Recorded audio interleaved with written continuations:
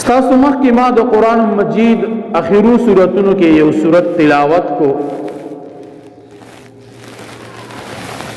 انشاءاللہ که ټیم وونو بیا به د دواړو سورتونو هغه تفسیر هغې کې چې کومې خبرې اترې دي هغه وکړو، او که چېرې ټیم کم شو نو انشاءالله راتلونکي جمعه باندې به یو سورت باندې بیا خبرې وکړو.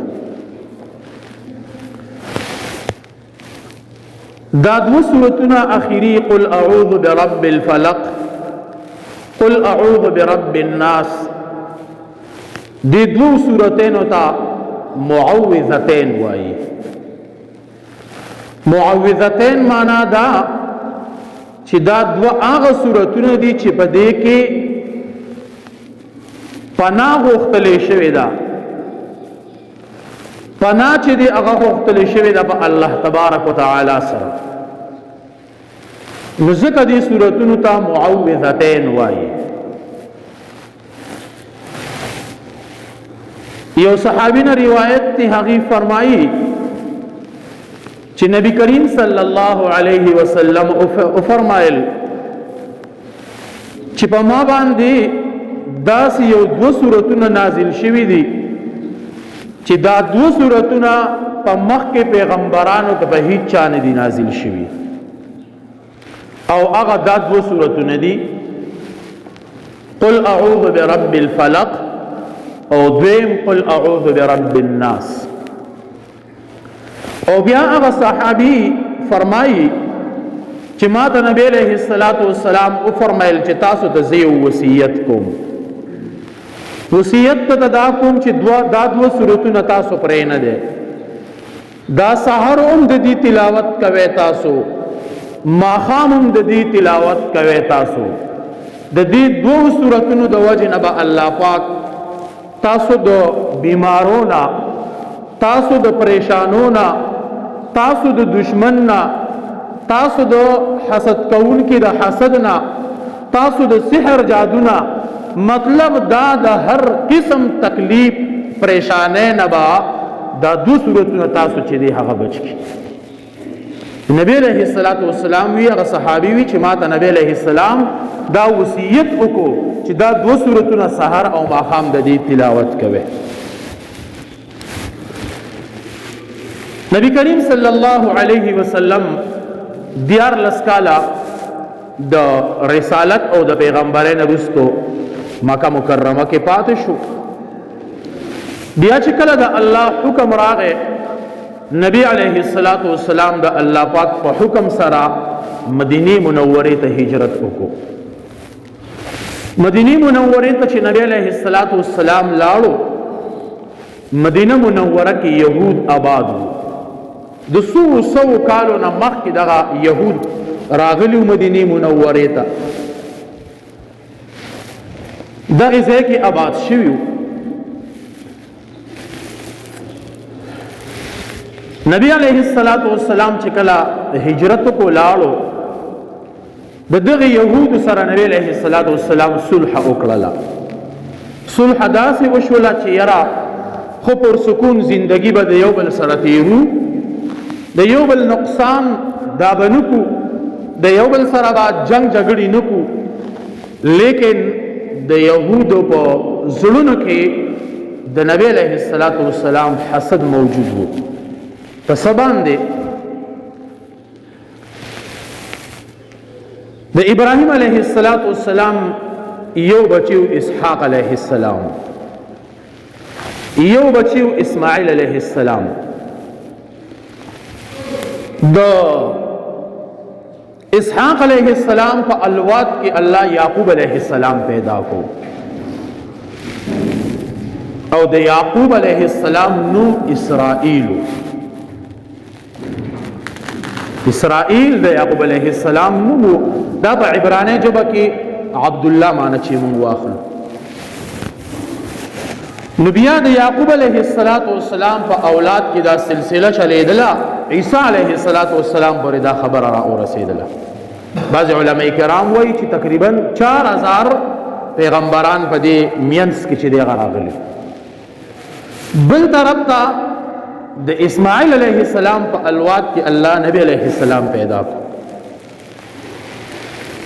نو الله تورات کې د نبی علیہ السلام متعلق ذکر کړو، انجیل کې کړو، زبور کې کړو. نو د يهودو خیال داو چې دا آخري نبی کم ته چې الله ډېر لوی مرتبه ورکړي دا به زمونږ په دې بني اسرائیلو کې راځي. او الله آغا بنی اسرائیل کې پیدا نو کو، بنو اسماعیل کې پیدا شو، د اسماعیل علیہ السلام الواد کې پیدا شو. نو د هغه زین د هغه يهود حسد پیدا شو د نبی علیہ السلام سره. نو ظاهری تور خو د نبی علیہ السلام سره ډېر خبر تاو د یو بل سره به خمیلاوي دل، لیکن دن د نبی علیہ السلام سره زړه کې سخت دشمنی پرته و. او دشمنی څنګه راووتله؟ نبی علیہ السلام باندې سحر وکړو.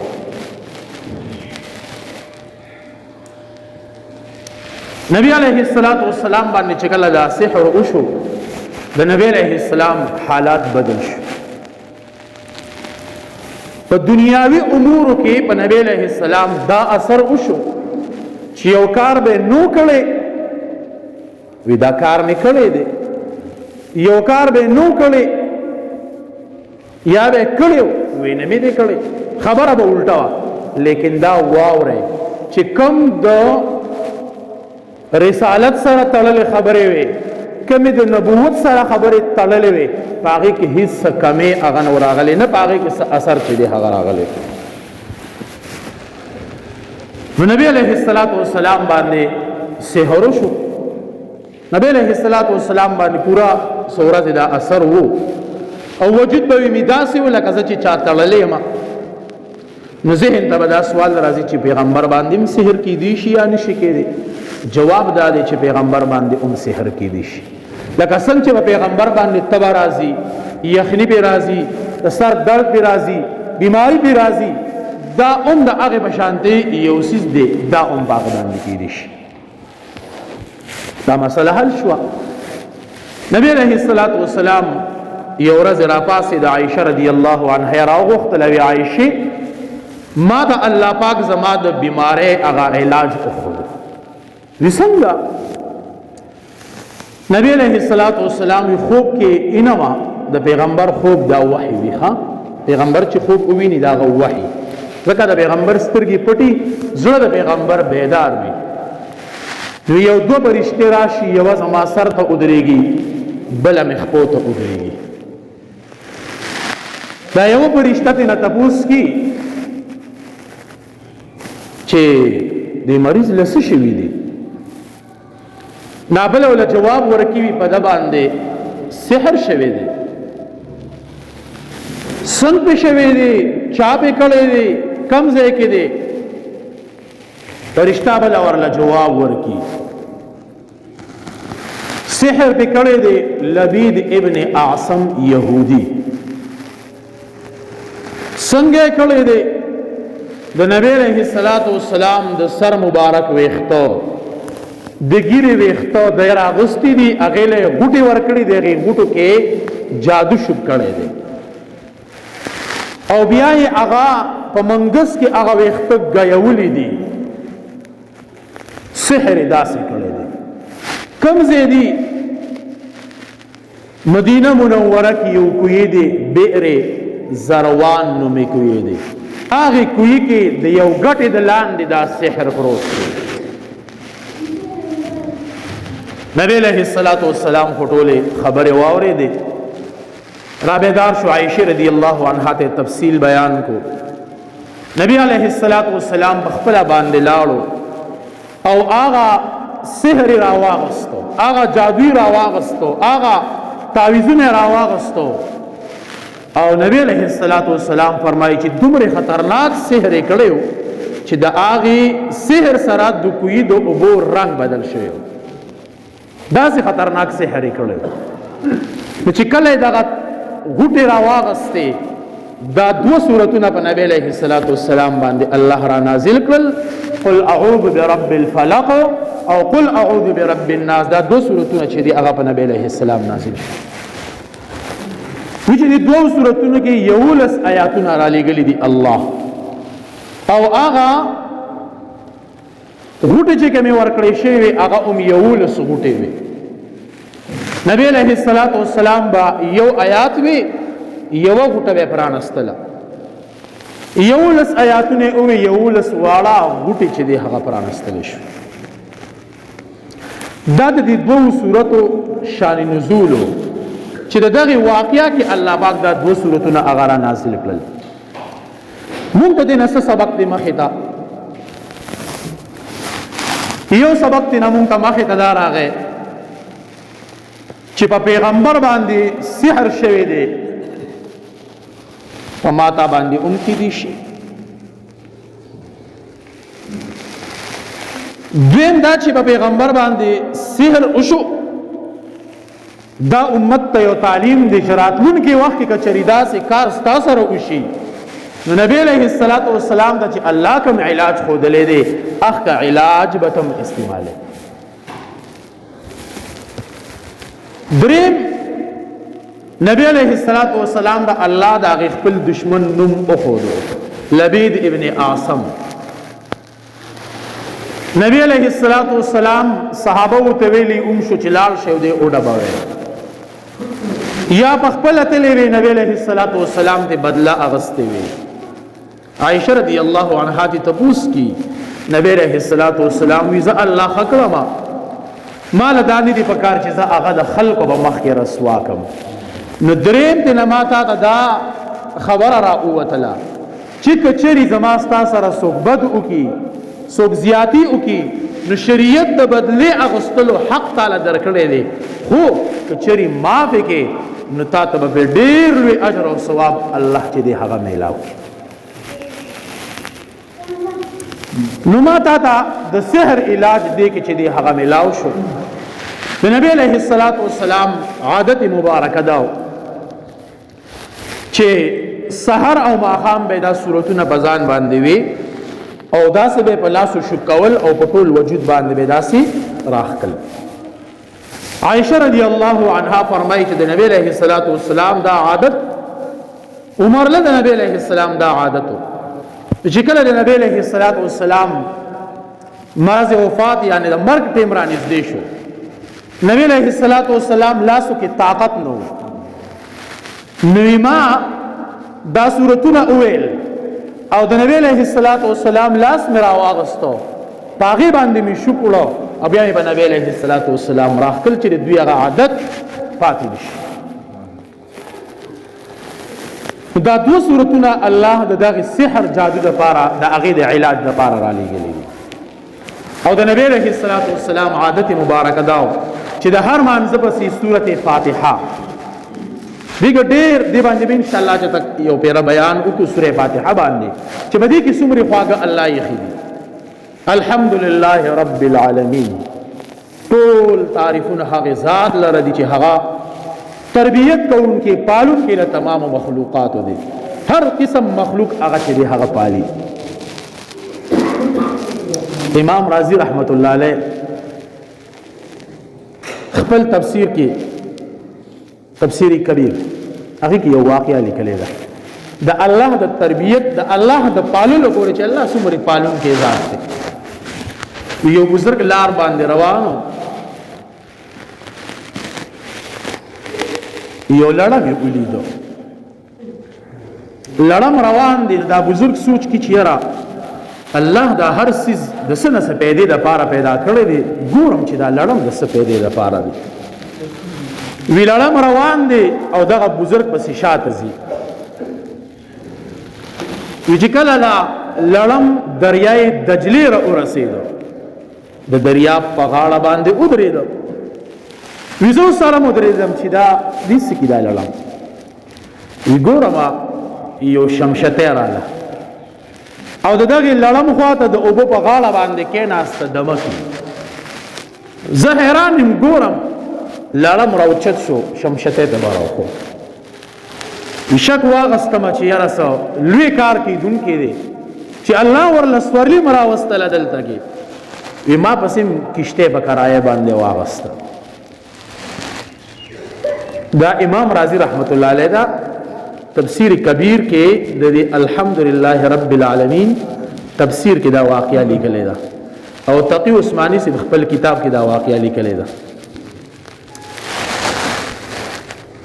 چې کله شمشته د دریاب نه پورې وتا شمشته پورې د لړم ته کوم شو زم ورکو شو لړم روان دی مخې ته زیزه پسې زم مخې ته سګورم چې د یو ونه د لاندې یو نوجوان په خوب باندې ودلې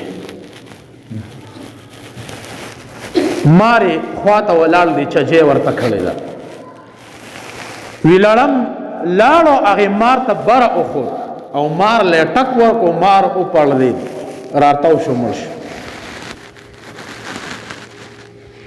لړم پاکي زه ناس دی نوجوان را بیدار شو زلری ولاړم نوجوان چې لړم ولید چمپل راواغستا لړم دی مې چې مکا دا ستا خیر خوا دی بیا مې ته واقعیا بیان کړل چې دا د فلان کی زینا د دریاب د پورې طرف نه الله ستا پسې چې دی هغه را اولېګو ستا د حفاظت لپاره بیا مې یقین راغی یقین مې خه مضبوط شو چې الله یو سیز به پیدا نه دی پیدا کړی سنه څه پیدا شتا الله داسې ذات دی داسې پالنه د خپل بنده کی چې لړم پسې د کم ځای نه راوس د یو دشمن په ذریعه سره د بل دشمن نه د هغه حفاظت چې دی هغه وکړو الله داسې عجیب ذات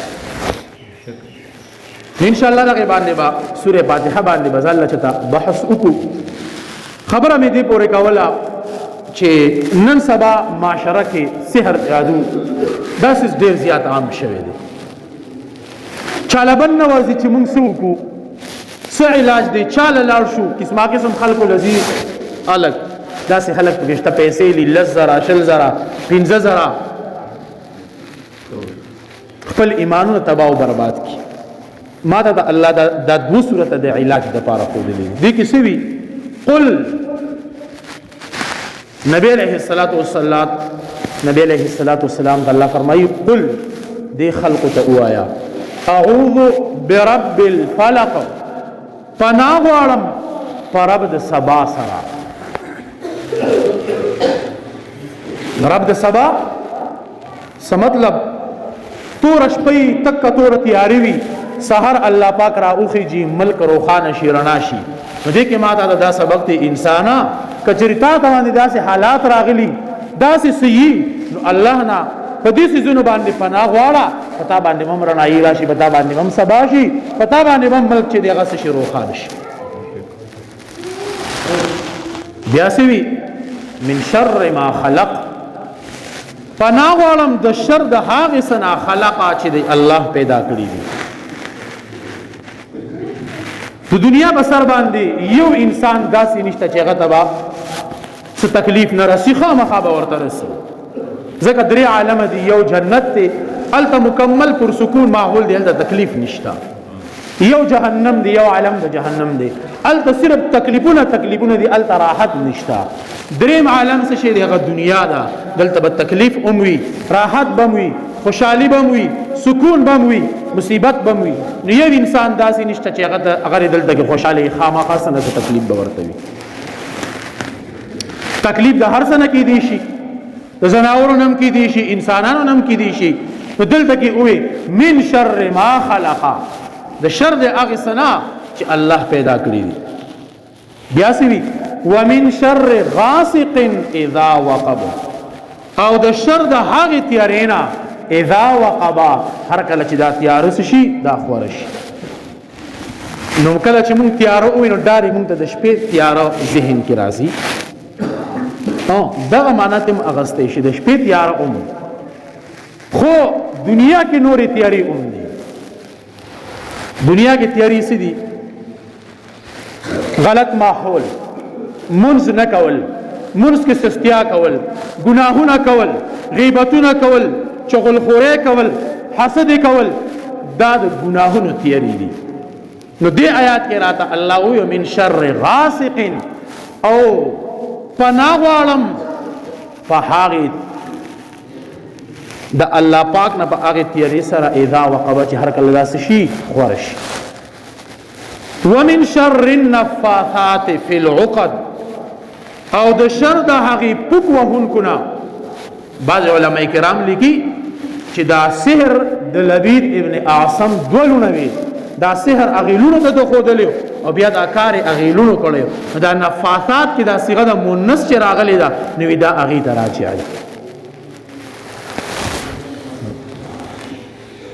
نو د سحر جادو نه پکې پنار علاله ومن شر حاسد اذا حسد او د شر د حسد کوونکینا اذا حسد هر کله چې غفل حسد هغه